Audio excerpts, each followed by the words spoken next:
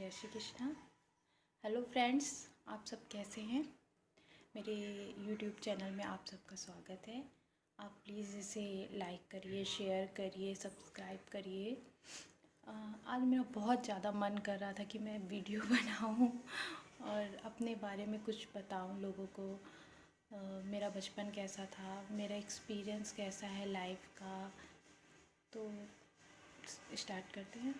मैं जब छोटी थी तो कुछ अलग सी थी, मतलब मेरे दिमाग में कुछ ना कुछ चलता रहता था कि मुझे ये बनाना है, कभी मुझे कुछ करना है, पुलिस में करना है, जाना है।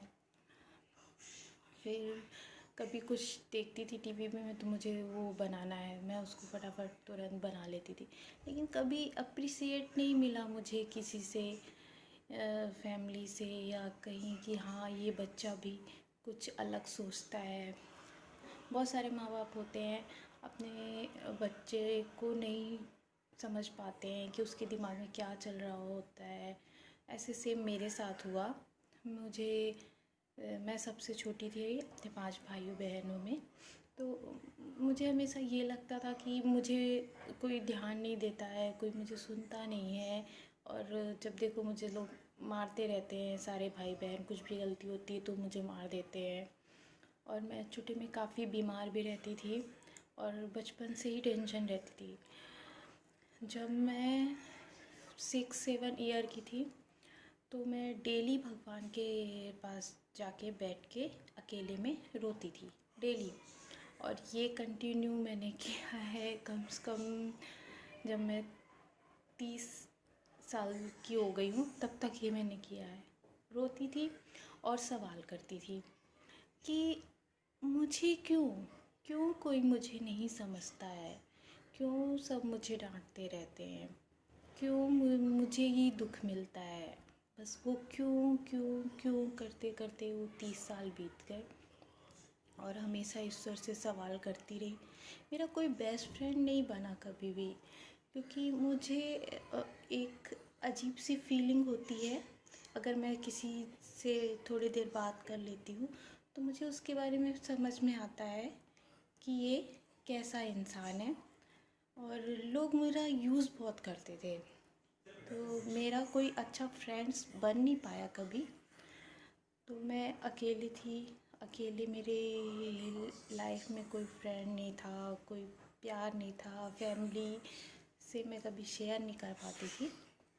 तो मैं कॉपी पे लिख लेती थी और फिर उसे फाड़ देती थी कि आज मेरे साथ ये हुआ, मम्मा ने सुना नहीं, पापा ने सुना नहीं, दीदी ने सुना नहीं, मुझे डांटा। ऐसे करके फाड़ देती थी और डेली भगवान से गुस्सा हो जाती थी कि वो मुझे समझते नहीं हैं, मेरे साथ ही ऐसा करते हैं, सबको तो प्यार मिलता है फैमिली में, मुझे क्यों नहीं मिलता।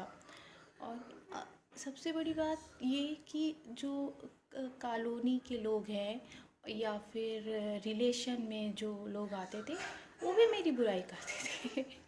मुझे बड़ा ही आश्चर्य होता था कि ऐसा क्यों, सब सब मेरी बुराई करते हैं, क्या मुझ में इतनी कमी है। ये सोचते सोचते सोचते कमी है कमी है, मेरे दिमाग में ही बैठ गया कि मुझ में कमी है। ना मैं अच्छी दिखती हूँ, ना मैं अच्छा बोलती हूँ, ना मैं कुछ लाइफ में अच्छा कर सकती हूँ। ये करते सोचते सोचते दिमाग में बहुत बहुत दुख था ये कि मैं कुछ भी नहीं हूँ, नथिंग, मेरा जीवन व्यर्थ है, कुछ भी नहीं कर सकती हूँ किसी के लिए भी। जब मैं स्कूल लाइफ में थी तभी पीछे डेस्क सबसे लास्ट बेंच पे बैठती थी, क्योंकि मुझे अकेला फील होता था कि कोई फ्रेंड्स नहीं है। फिर कॉलेज गई तब भी मेरे कोई क्लोज फ्रेंड्स नहीं था कि जिससे मैं अपने दिल की बात शेयर कर सकूं। फैमिली में भी मैंने नहीं शेयर किया कभी कुछ भी। फिर आशीष मिले मेरे हस्बैंड, तो मेरी शादी हुई, तब भी स्ट्रगलिंग लाइफ था मेरा बहुत। आशीष ने भी बहुत स्ट्रगल किया, हमारी शादी हुई। शादी के 8 दिन पहले मेरा एक्सीडेंट हो गया। फिर मैंने भगवान से वही कि आखिर क्यों मेरे साथ ऐसा क्यों कि मेरे ही साथ ये मेरे 3 टीथ हैं और ये सामने का जबड़ा अंदर चला गया, टूट गया और दांत भी नहीं थे। मेरी शादी फिर भी हुई उस हालत में, और सब लोगों की शादी बहुत अच्छे से धूमधाम से पहले से हुई और मेरी शादी बहुत ही बुरी स्थिति में हुई। मुझे याद आता है जब, तो मुझे बहुत रोना आता है कि सबकी शादियाँ इतने अच्छे से होती हैं और मेरी शादी ऐसे हुई। फिर शादी होने के बाद हम इंदौर में ही सेटल हुए। फिर रेंट से रहना, मतलब 3 रुपए ही बहुत बड़ी रकम थी। बस में चढ़ना कि 3 रुपए टिकट लगेंगे, चलो पैदल चल लेते हैं, कुछ भी नहीं खाते थे कभी कभी। तो ऐसे लाइफ चलती गई। फिर आशीष की जॉब लगी, फिर मैं प्रेग्नेंट हुई 1.5 साल बाद। फिर मेरा बेटा हुआ। तो जब मेरा बेटा हुआ तो जब वो मेरे पास आया तो उस रात मुझे अजीब सा, जब मेरा बेटा हुआ बड़ा वाला, तो वो उस रात मेरे पास आया जब हॉस्पिटल में, तो मुझे अजीब सा फील हुआ कि ये नॉर्मल नहीं है। मैंने डॉक्टर से फिर अगले दिन बोला कि मुझे अपना बेटा नॉर्मल नहीं लग रहा है, कुछ तो बात है, पर वो माने नहीं। वो बोले नहीं ऐसा कुछ नहीं है।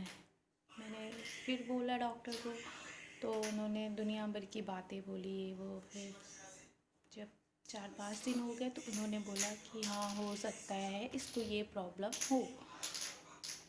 फिर इसको अलग हॉस्पिटल पे लेके गए तो मैं टूट गई, मैं टूट चुकी थी। उन्होंने बोला कि ये एबनॉर्मल है, ये कब चलेगा, कब बोलेगा, कब क्या करेगा, कुछ भी नहीं पता है इसकी बीमारी के बारे में। मैं टूट गई, मैं समझ ही नहीं पाई।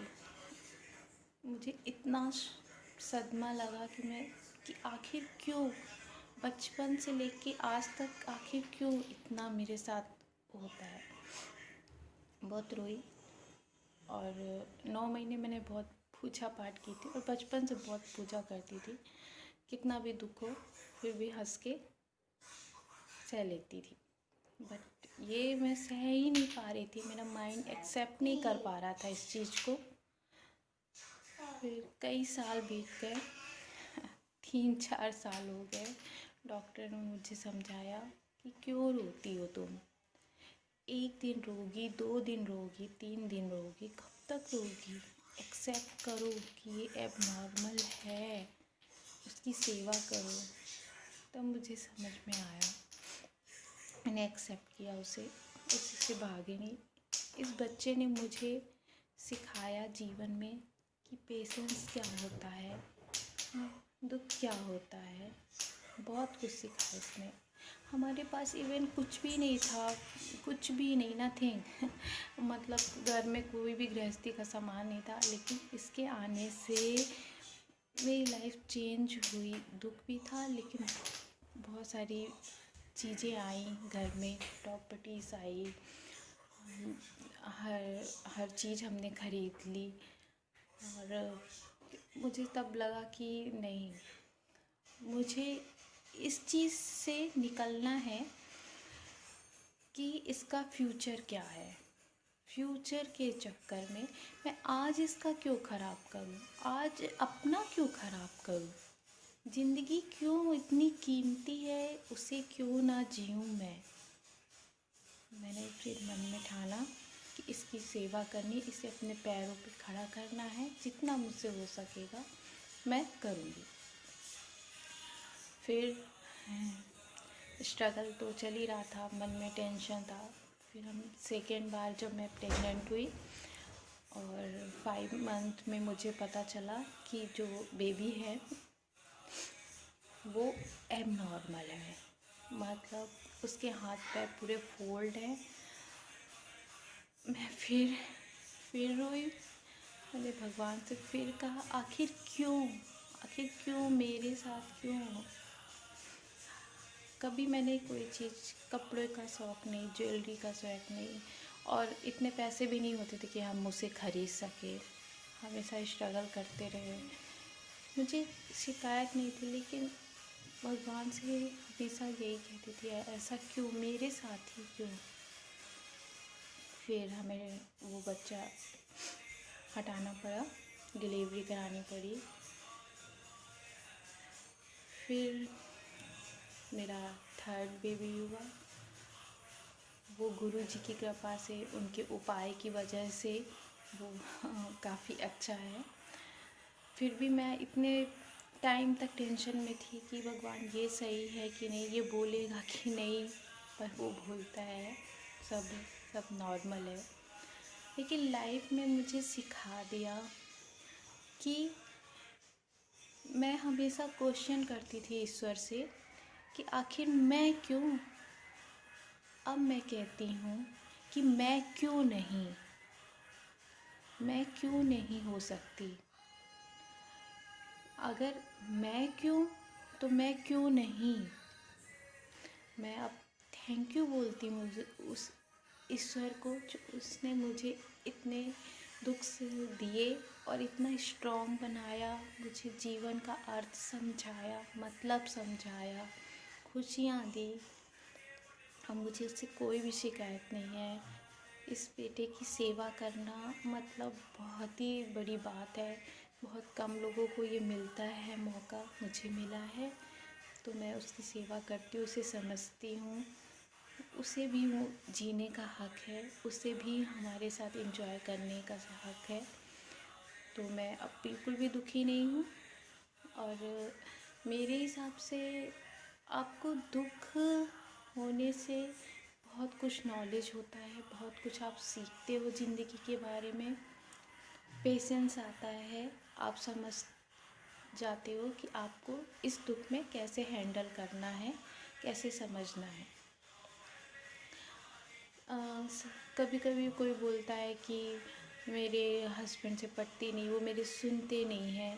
क्यों सुनाना। जब हम अपने बेटे को कहीं ले जाते हैं, उसे समझाना इतना मुश्किल होता है। हम किसी शादी में जाते हैं तो गोदी में लेकर रखते हैं, 9 साल का है, गोदी में लेकर रखते हैं।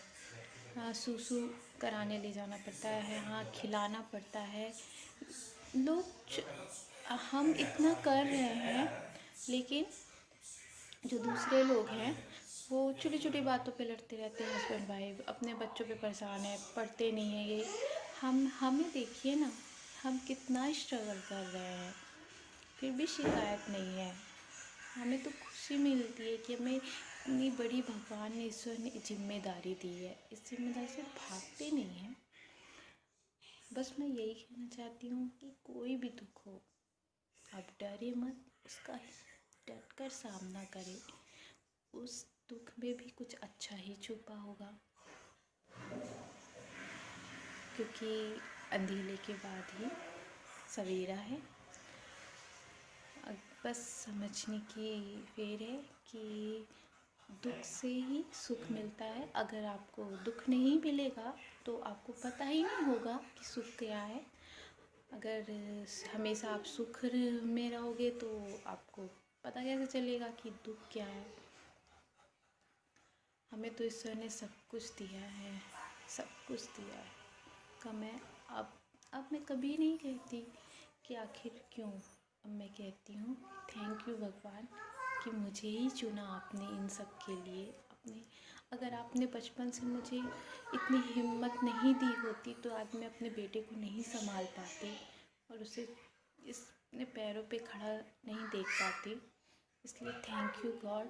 और मैं आप सब लोगों से कहना चाहती हूँ कि दुख से घबराएं मत, उसका डट कर सामना करें, क्योंकि दुख से हिम्मत मिलती है, ताकत मिलती है, समझदारी भी आती है। इसलिए प्लीज़ आप लोग अपना ध्यान रखें और ऐसे दोस्त बनाएं जो आपकी सुने। आप गलत हैं, अच्छे हैं, आपकी सुने, क्योंकि जो अच्छे और सच्चे दोस्त होते हैं आपके गलत पे भी आपका साथ नहीं छोड़ते, उस वक्त भी खड़े रहते हैं और आपके आंसू पोंछते हैं। कोई कोई होता है रोती रहती है, रोता रहता है, गुस्सा हो जाता है। वो इतने कोमल होते हैं, इतने नाजुक होते हैं उनके दिल, इसलिए उनके आंसू आ जाते हैं। दुष्ट इंसान तो नहीं रोता है, तो इसलिए अगर कोई रोता है तो उसका सहारा बनिए, उसका साथ दीजिए। और बस मेरी ये एक छोटी सी कहानी थी। जय श्री कृष्ण। अपना ध्यान रखिएगा। जय श्री कृष्ण।